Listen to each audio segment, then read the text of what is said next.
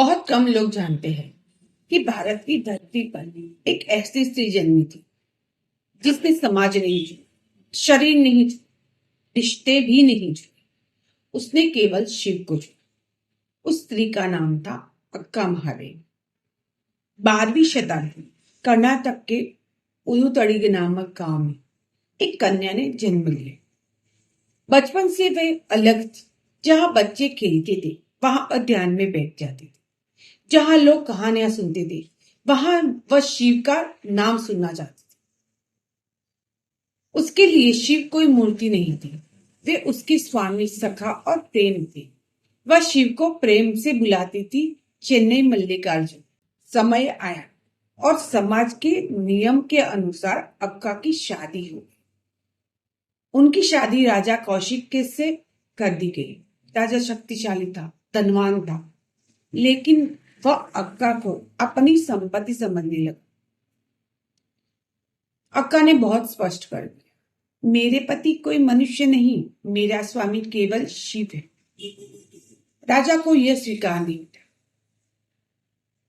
एक दिन राजा ने कठोर शब्द कहे, अगर तुम मेरी नहीं तो मेरे दिए हुए कपड़े क्यों पहनते हो? ये वस्त्र, ये गहने सब मेरे हैं। यह वाक्य अक्का के जीवन का मोड़ बन गया। उस क्षण अक्का ने समझ लिया, अगर कपड़े भी किसी के अधिकार का चिन्ह है तो वे भी बंधन है। अक्का ने उसी क्षण सारे आभूषण उतार दिए, सारे वस्त्र त्याग दिए और शांत स्वर में कहा, जो शिव का है वह किसी मनुष्य का नहीं हो सकता। यह नग्नता नहीं थी, यह अहंकार भी नहीं था। वे अपने लंबे केशों से शरीर ढककर निर्भय होकर शिव पद पर निकल पड़ी। लोग चिल्लाए, पागल है, अपवित्र है, स्त्री होकर ये क्या कर रही है? लेकिन अक्का अड़िग रही। वे कहती थी, जिसने देह को ही मैं मान लिया वही वस्त्रों में भी नग्न है।